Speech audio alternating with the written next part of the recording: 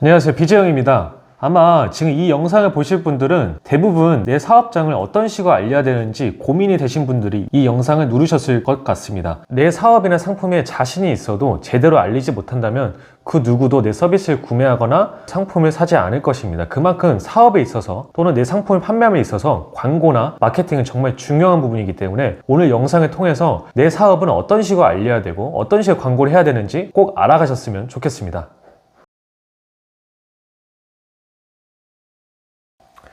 첫 번째, 블로그입니다. 온라인에서 광고를 하실 때 빠질 수 없는 부분이 블로그일 것 같습니다. 그만큼 쉽게 접근할 수 있고 많은 분들이 하고 있는 분야 중에 하나가 블로그이기도 한데요. 하지만 블로그를 통해서 100% 효율을 내는 시대는 많이 지났습니다. 불과 5년 전만 해도 블로그에 글만 잘 쓰면 내 사업을 쉽게 알릴 수 있고 상품을 많이 판매하는 시대가 있었습니다. 하지만 지금은 워낙 블로그를 통해서 알리려는 분들이 너무 많아졌기 때문에 경쟁도 심해졌을 뿐더러 블로그는 광고다라는 인식이 조금 많이 강해진 시대이기도 합니다. 하지만 아직도 블로그가 효율적인 업종이 있고 효율이 많이 떨어지는 업종이 있기 때문에 이 두 가지를 잘 판단하셔서 움직이신다면 꼭 효율을 보실 것 같습니다. 블로그를 통해서 쉽게 효율을 낼 수 있는 업종은 전문가 직종입니다. 예를 들어 일반인과 전문가 사이에 정보 비대칭이 심한 경우 보다 쉽게 설득할 수 있기 때문에 높은 전환율을 보여줄 수 있습니다.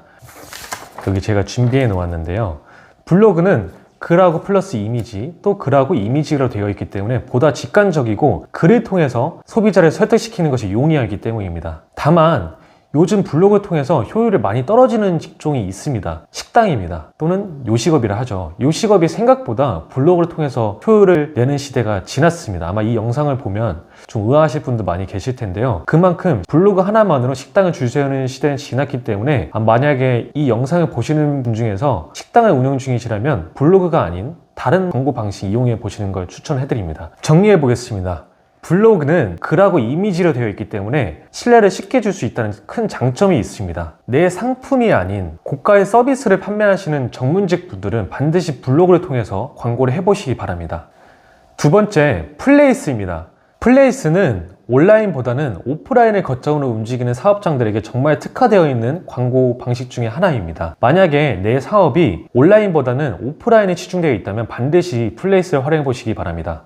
예를 들어 카페나 미용실, 요식업, 병원 이렇게 오프라인을 거점으로 두고 있는 사업장들은 반드시 플레이스를 활용하셔야 됩니다. 반면에 상품을 판매하거나 스마트 스토어 또는 쇼핑몰을 갔거나 이런 경우에는 플레이스가 전혀 맞지 않기 때문에 내 업종에 따라 플레이스가 맞을지 안 맞을지를 검토하는 기준은 지역 기반이냐 또는 전국구 기반이냐가 될 수 있습니다. 세 번째, 인스타그램입니다. 인스타그램은 상대적으로 글보다는 시각적으로 소비자를 설득해야 되는 경우에 정말 특화되어 있는 플랫폼입니다. 예를 들면 패션, 요식업, 숙박업, 미용실처럼 글보다는 이미지로 소비자를 설득해야 되는 사업의 경우 정말 높은 효율을 보여줄 수 있습니다. 만약에 내 사업이 글보다 이미지를 통해 직관적으로 소비자를 설득할 수 있는 거라면 반드시 인스타를 하셔야 됩니다. 예를 들어 내가 식당을 찾아갈 때 릴스나 인스타에 올라온 게시글만으로도 그 사진에 현혹돼서 방문을 결정하는 경우가 되게 많으셨을 겁니다. 그리고 미용실에 올라오는 릴스나 이미지 또는 동영상을 통해서 여기 정말 머리를 잘 자르겠구나 이렇게 설득이 된 경우도 많으셨을 것 같고요. 또 숙박업처럼 사진이나 동영상만으로 여기 업체가 정말 깔끔하구나 정말 고급스럽구나 이렇게 설득이 돼서 방문을 결정하신 경우가 분명히 있을 것입니다. 이처럼 인스타는 글보다는 이미지로 소비자를 설득해야 되는 경우에 정말 극강의 효율을 보여주기 때문에 이 점을 참고하셔서 광고를 해보시기 바랍니다.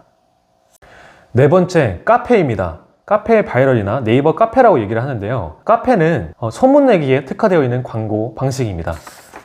니즈가 확실하고 확실한 신뢰를 갖고 있는 광고 플랫폼이기 때문에 조금만 제대로 활용하신다면 극강의 효율을 내실 수 있습니다. 특히 내 사업이 어느 정도 궤도에 올라와 있는 상품이거나 또는 브랜드거나 내가 어느 정도 운영을 해왔던 사업장인 경우에는 정말 소문을 빠르게 낼 수 있는데 부스터를 달 수 있습니다. 다만 초기의 브랜드, 상품 또는 사업장인 경우에는 먼저 다른 플랫폼이나 광고 방식을 통해서 내 사업장을 알리시고 궤도에 어느 정도 올리면 그때 카페를 한번 활용해 보시기 바랍니다.